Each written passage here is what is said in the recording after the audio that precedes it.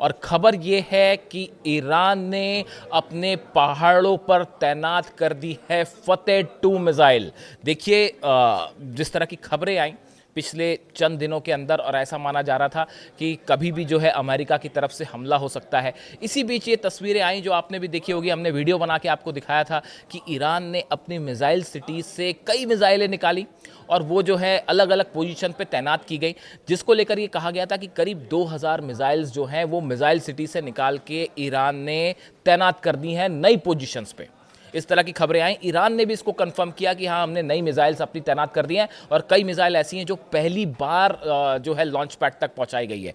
अब इसको लेकर एक बड़ी खबर आई है। बताया ये जा रहा है कि जो जाग्रोस माउंटेन है, जाग्रोस पहाड़ है ईरान का, इसके टॉप्स पर, इसके पहाड़ी इलाकों पर, काफ़ी ऊंचाइयों पर ईरान ने अपनी फतेह 2 मिसाइल्स, अपनी खुर्रम शहर मिसाइल्स और ख़ास तौर पर सेजिल मिसाइल्स, ये 3 मिसाइल्स ऐसी हैं ईरान की जो सबसे घातक मानी जाती हैं, इनको पहाड़ों पर तैनात कर दिया है। अब देखिए, पहले हम आगे बढ़ें, इन मिसाइल्स को पहाड़ों पर क्यों तैनात किया गया और इससे क्या फ़ायदा होगा ईरान को और कैसे भारी पड़ेगा ईरान, उस तक जाएंगे। लेकिन पहले ये जाग्रोस जो माउंटेन है, पर्वत श्रृंखला है, इसके बारे में थोड़ा समझना पड़ेगा।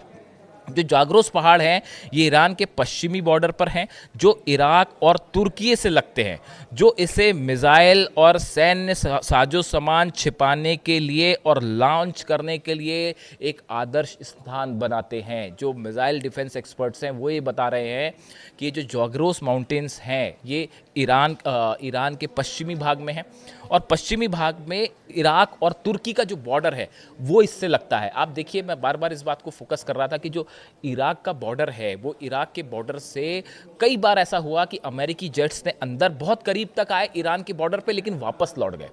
उसकी एक बड़ी वजह ये बताया जा रहा है कि जो जाग्रोस माउंटेन्स हैं इनके पहाड़ों पर ईरान ने तैनात कर दी हैं अपनी मिसाइलें। देखिए, ये करीब जो माउंटेन्स हैं ये 3000 से 4000 मीटर ऊंची चोटियां हैं इसकी। 3000 से 4000 मीटर जो इसकी उसकी जो ऊंचाई है, जो इसके माउंटेन्स हैं वो करीब 4000 मीटर तक ऊंचे हैं।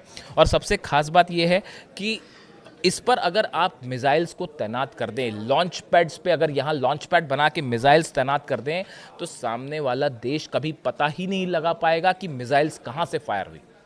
देखिए, 12 दिन की जो जंग हुई, उस जंग में इजराइल का मेन टारगेट क्या था? इजराइल का मेन टारगेट था ईरान के लॉन्च पैड्स को तबाह करना। देखिए, जो इजराइल ने अपने फाइटर जेट से हमले किए, F-35 F-16 जो इजराइल कर हमला कर रहे थे ईरान पे, उसमें 2 तरह से उसकी स्ट्रैटेजी थी। उसको हमने एनालाइज़ किया, मैं वॉर जो जर्नलिस्ट पढ़ता हूँ उसके बाद उसको एनालाइज़ किया, तो वो स्ट्रैटेजी क्या थी कि 2 तरह से जेट्स हमला कर रहे थे। एक पहले ये हो रहा था कि ईरान के जो मिसाइल बेसिस हैं, मिसाइल लॉन्च पैड्स हैं, उसको तबाह किया जाए, और दूसरे जेट्स हमला कर रहे थे। जब लॉन्च पैड तबाह जिस इलाके का हो जाता था, उस इलाके पर इजराइल के फाइटर जेट्स बमबारी कर रहे थे ताकि काउंटर ना कर सके, ईरान की मिसाइल्स जो है काउंटर ना कर पाए। इस तरह का जो है वो स्ट्रैटेजी थी।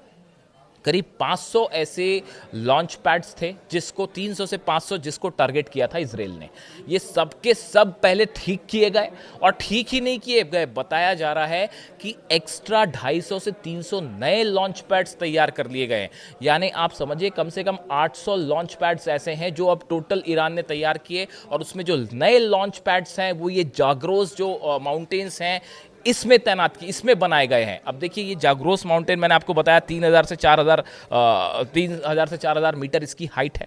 अब इसके बारे में एक कुछ समय पहले एक बयान आया था, ये हालांकि कुछ समय पहले का बयान है, मैं आपको पढ़ के बताऊं।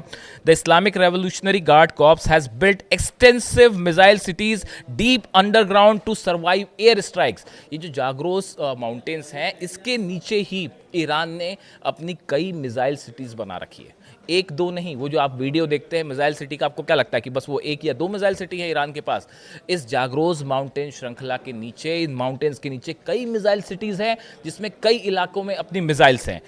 State media has showed depots buried up to 500 metre beneath the mountains. करीब 500 मीटर नीचे इस जागरोस माउंटेन्स में मिसाइल सिटीज़ हैं और वहाँ पे अपनी जो ये सेजिल मिसाइल, खुर्रमशहर 4 मिसाइल्स हैं वो यहाँ पे छिपा के रखी जाती हैं ताकि कोई हमला ना कर सके। Protecting thousands of ballistic missile from conventional bombardment, जो कन्वेंशनल बम्बार्डमेंट यानी जो F-35 या F-16 जेट से जो बम गिराए जाते हैं उससे ईरान की मिसाइल्स को और बेसिस को नुकसान ना हो, इसलिए उन्हें 500 मीटर ज़मीन में जागरोस माउंटेन के नीचे बनाया गया है। अब देखिए यहाँ पे किसी तरह का ग्राउंड अटैक संभव नहीं है। अगर आप कोई सोचे कि भाई हम इराक की सीमा से ग्राउंड अटैक करके ईरान पे घुस के किसी तरह का कब्जा करने की कोशिश करेंगे तो वो संभव ही नहीं है। ये ऐसा टेरेन है, ऐसी ज़मीन है ये जहाँ पे ईरान की आप सेना का मुकाबला ही नहीं कर सकते, पहली बात। दूसरी बात, अगर टॉप पे मैंने कई एक्सपर्ट से बात करने की कोशिश की कि भाई अगर ये जागरोस माउंटेन्स जो हैं इसमें अगर मिसाइल्स तैनात हो जाती हैं इसकी अलग अलग चोटियों पे या बेहद हाइट पे, देखिए 3,000 से 4,000 मीटर काफ़ी बड़ी ऊंचाई होती है।